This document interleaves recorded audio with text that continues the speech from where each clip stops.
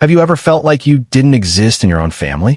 Like no matter how much you gave, how much you sacrificed, it all just vanished into thin air? That was my life for as long as I can remember. And this is the story of how I finally found the courage to step away. My name is Sofia. I'm 26, and for most of my life, I was invisible in my own home. Always present, always helping, always giving, but never truly seen. To outsiders, my family looked perfect. My parents, my younger brother Leo, and I seemed like any ordinary household. We had birthday cakes, family dinners, holidays filled with smiles for photos.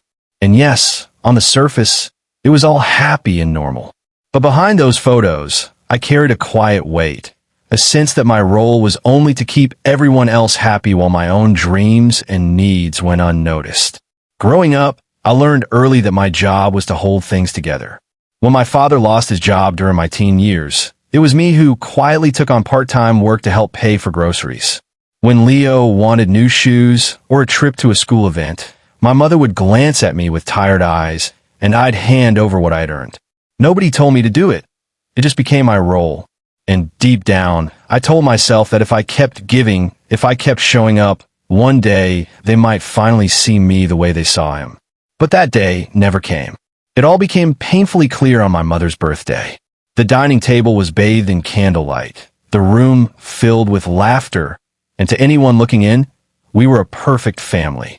Plates were stacked high, wine glasses clinked, and my mother sat at the head, glowing with pride.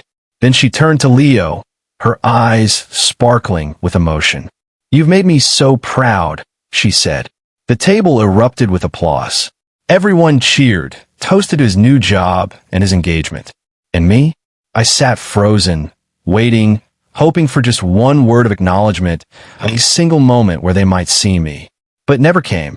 Then my uncle leaned in and whispered, "Sofia, when will it be your turn? Don't you think you've wasted enough time?" His words burned in my chest, and suddenly the room felt suffocating. I excused myself and stepped out into the cool night air, leaving the laughter and celebration behind. Alone under the stars, tears burned my eyes as I whispered to myself, "What about me? Am I really so forgettable?" For years, I had been the one holding everything together. When my father was sick, I drove him to appointments, waited in hospital corridors, and picked up prescriptions. When bills piled up, it was my paycheck keeping the lights on. When my mother needed comfort, I was there listening, holding her hand. And yet, all of it seemed invisible. Leo got the recognition, the applause, the love that had always been my hope. The next morning, I confronted my mother. I sat at the kitchen table, voice trembling, pouring out everything I had felt for years. The hurt, the invisibility, the exhaustion of giving without ever being seen.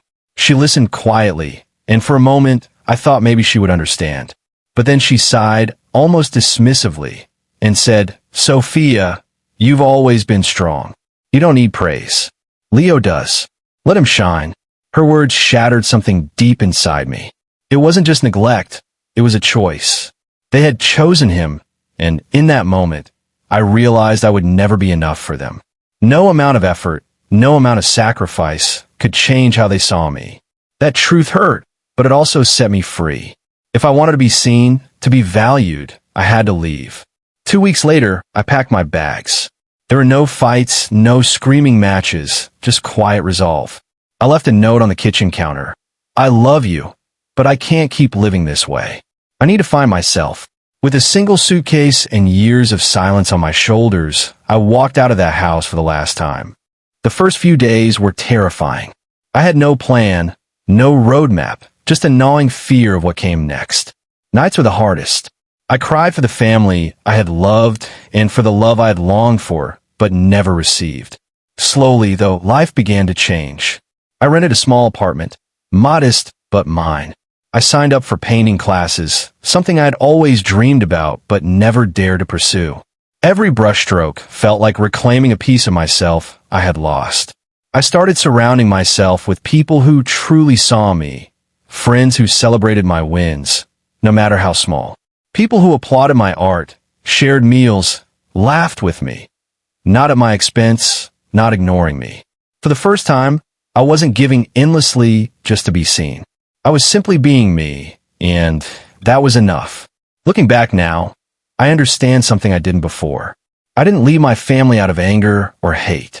I left because I finally loved myself enough to choose me. Yes, it hurt. Some nights, the loneliness felt unbearable.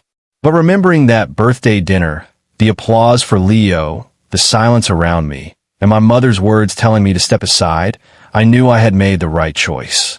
I would rather be alone and valued than surrounded by people who made me feel invisible. If you're listening to this and you've ever felt the same, if you've ever sat in silence, hoping to be seen by the very people who should have loved you most, please remember this. You are not invisible.